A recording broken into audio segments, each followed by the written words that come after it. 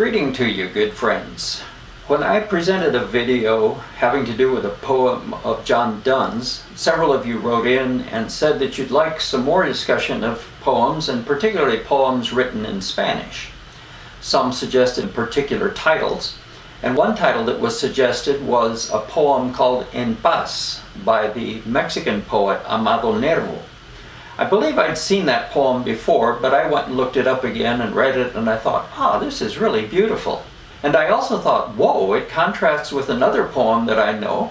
Let's talk about those two together, because they give differing points of view on the matter of death, and that's a big issue for all of us, or it should be, at least.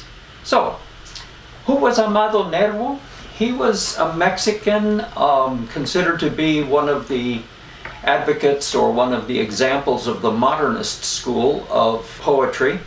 And he was also a diplomat. He was Mexico's ambassador to Uruguay, in fact, for a number of years. This poem he wrote, called En Paz, which means at peace, was written in the year 1915, published in 1916. And that was a couple of years before Nervo's death. He died relatively young. He was 49. He died in Uruguay. His body was brought back to Mexico on a warship of the Uruguayan Navy and buried with great honors in Mexico. Let's read the poem. I'll read it first in Spanish and then read a translation in English. It begins with an inscription in Latin, which is Artifex Vitae, Artifex Sui. Pardon my pronunciation.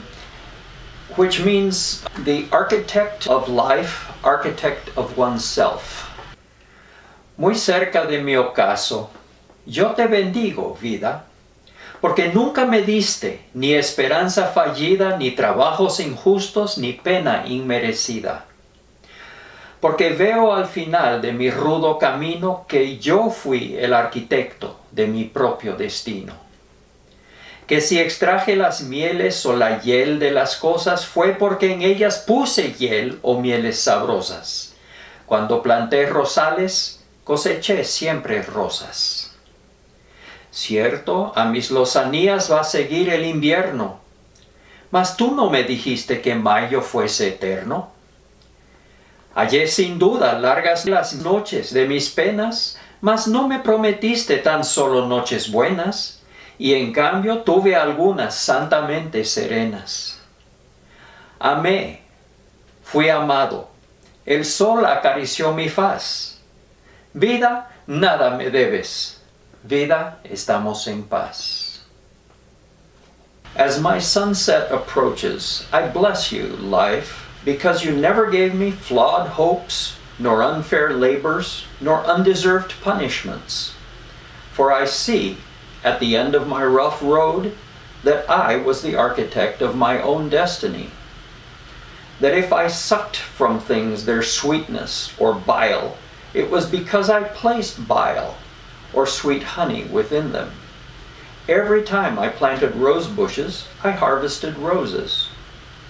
True, winter is coming on the green of my foliage, but you never told me that May would be eternal.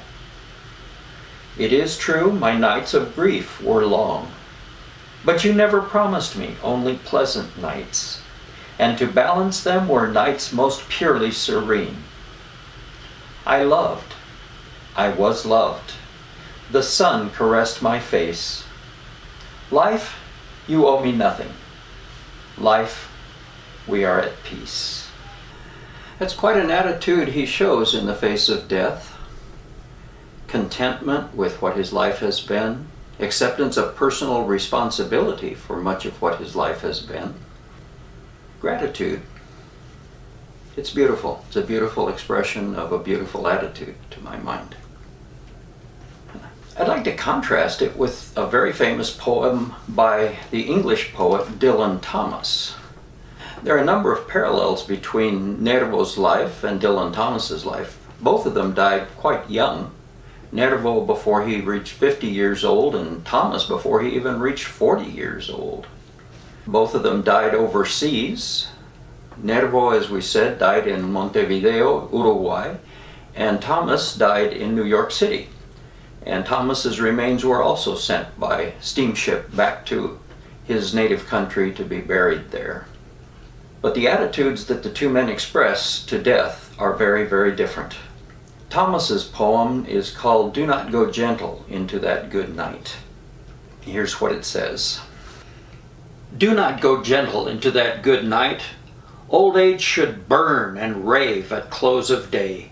Rage, rage against the dying of the light. Though wise men at their end know dark is right, because their words had forked no lightning, they do not go gentle into that good night. Good men, the last wave by, crying how bright their frail deeds might have danced in a green bay, rage, rage against the dying of the light. Wild men, who caught and sang the sun in flight, and learned too late they grieved it on its way, do not go gentle into that good night. Grave men near death, who see with blinding sight, blind eyes could blaze like meteors and be gay, rage, rage against the dying of the light. And you, my Father, there on the sad height, curse, bless me now with your fierce tears, I pray. Do not go gentle into that good night. Rage, rage against the dying of the light. It's a pretty different attitude, isn't it? Thomas doesn't express any contentment. He expresses anger and resentment. He doesn't accept any responsibility. He pretty much seems to be blaming somebody or something because the light is dying and he's angry about it. And he wants everybody else to be angry about it too. When he talks about not going gentle into that good night, he's talking very, very sarcastically. It's not true. Rage instead against it. Wise men and good men and grave men and all kinds of men. And even his father, he wants him to rage against the dying of the light, not to go gentle into the good night. I recognize that mood that he's describing. It is quite possible to think of yourself as having been greatly harmed and you're the victim of life, and you feel angry about it, and so you rebel and you scream and shout. It's a very egoistic attitude. It's focused on yourself and what you feel. Narcissistic is probably a good word to describe it. You can see it even in his description. Why do the wise men rebel? Not because wisdom is proved wrong, but because their words were not heard. And if people don't listen to my words, then I'm going to get mad and tear the world up. And the good men are not angry because goodness has not been rewarded. It's because their deeds didn't have any, nobody cared about their deeds and they couldn't go on. So they're going to be angry about that. And that's the way Thomas's voice sounds throughout the whole poem. Like I say, I recognize it in myself. Another thing that I recognize about it is that reacting in this way gives a certain energy to life. It's an attitude that's very characteristic of our modern society. There seem to be a lot of people who find significance in their lives by being angry and resentful. One of the places you certainly see it is in politics. I suggest just read the comment section on a news article and you'll come across this attitude a lot.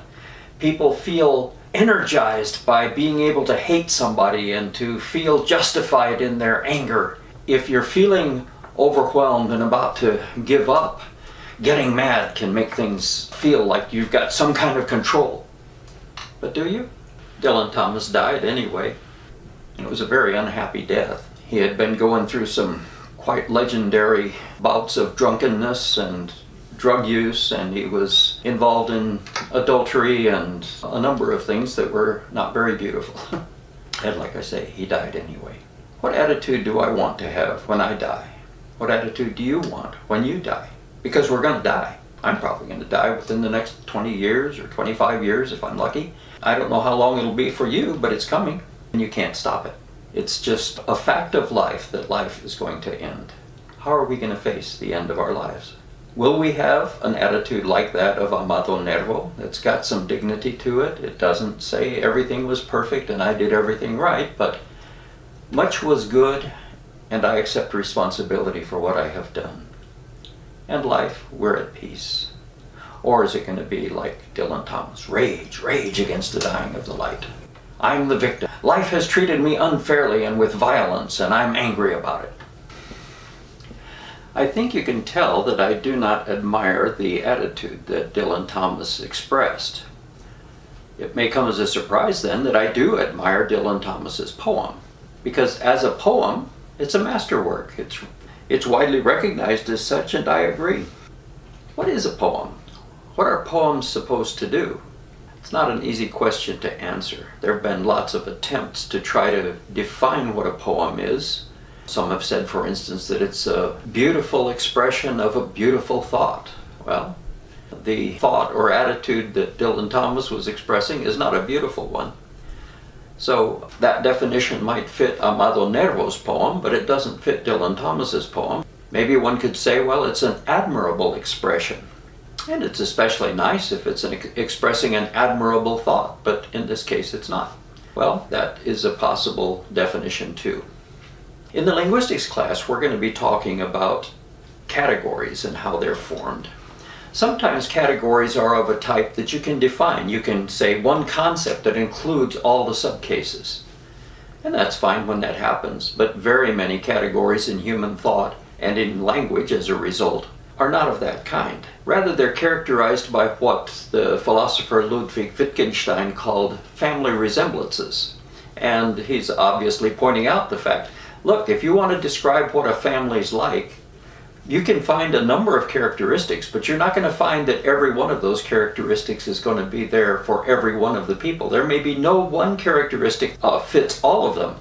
Suppose we have a family called the Gomez's, and it might be the case that you might say, oh, they're the ones with the big noses. Well, do all of them have big noses? Probably not.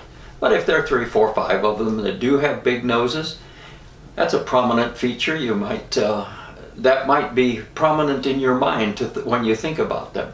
Or you might think, oh, they're the friendly ones, or oh, they're the athletic ones, or oh, they're the short ones.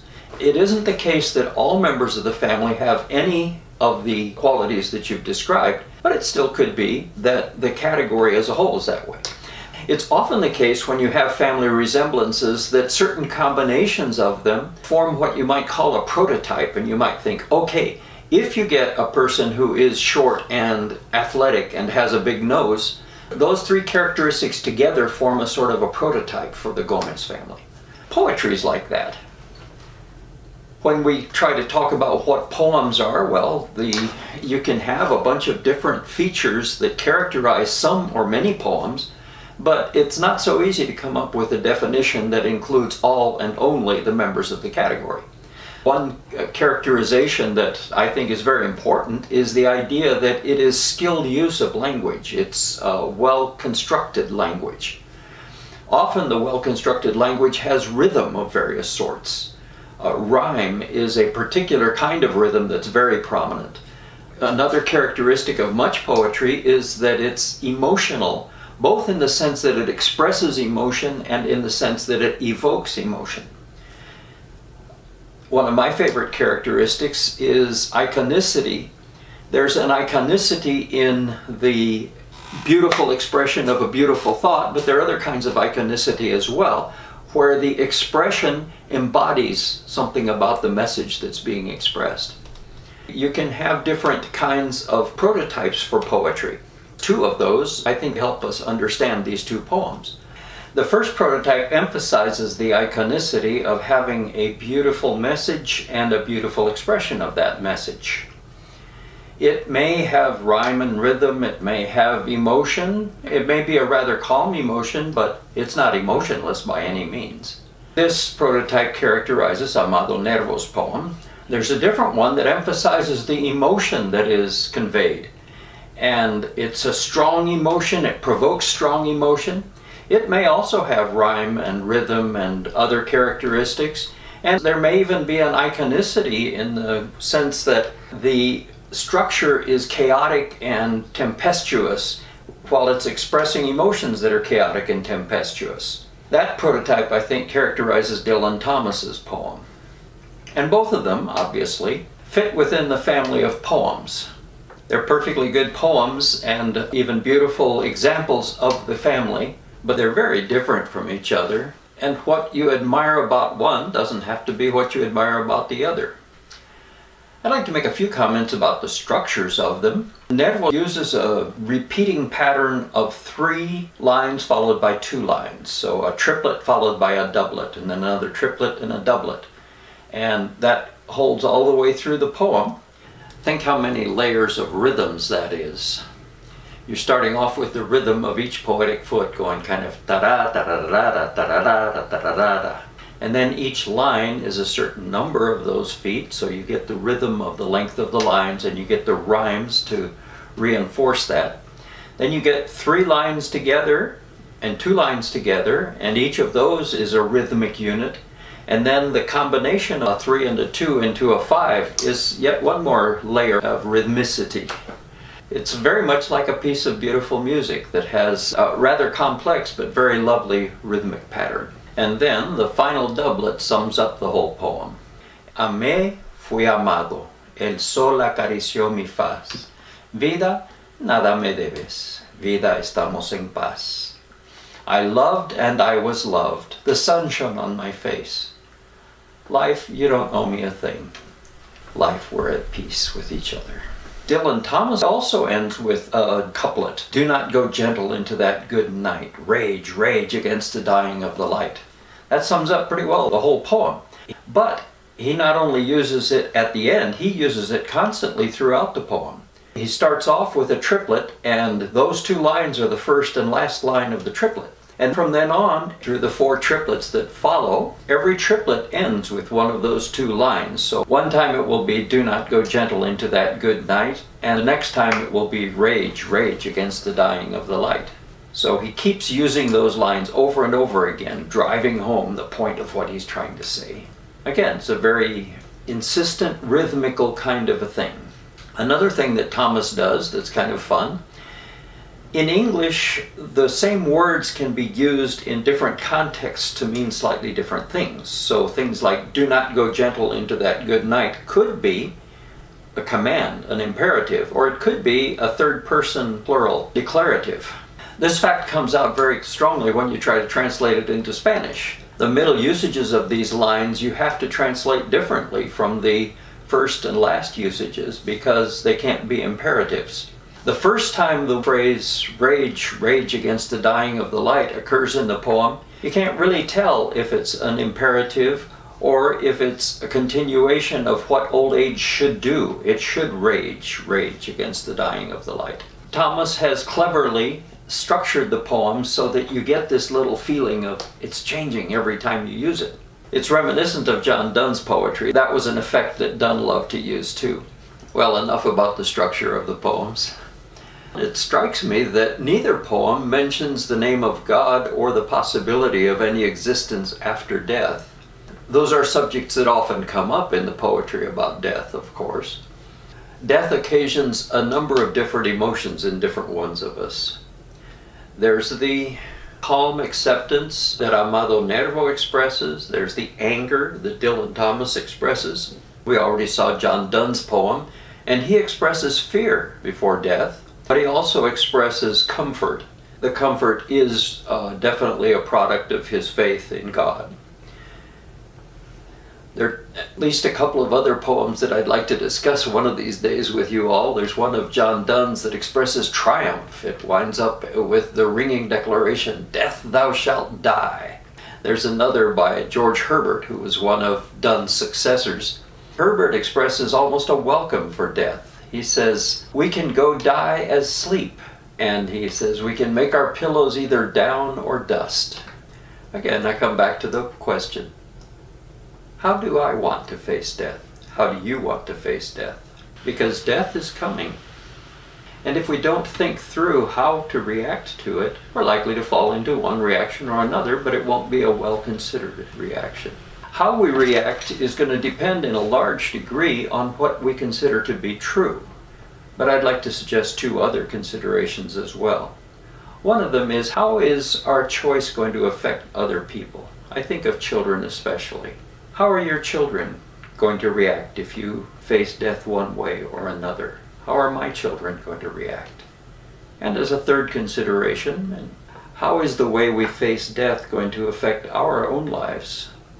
Who's going to have a more satisfying life? A person who can face death with dignity and calm? Or a person who's going to get angry and start screaming and shouting when he faces death? From what I know of the lives of these two poets, I'm very glad that I had a father who was much like Amado Nervo in facing death well. And I hope I can be that kind of person. I would have hated to have a father like Dylan Thomas, and I don't want to face death the way he did. That goes in accordance with what I believe is the truth about life and about death. But you think about it. Death is coming. It's coming for me. It's coming for you. How are we going to face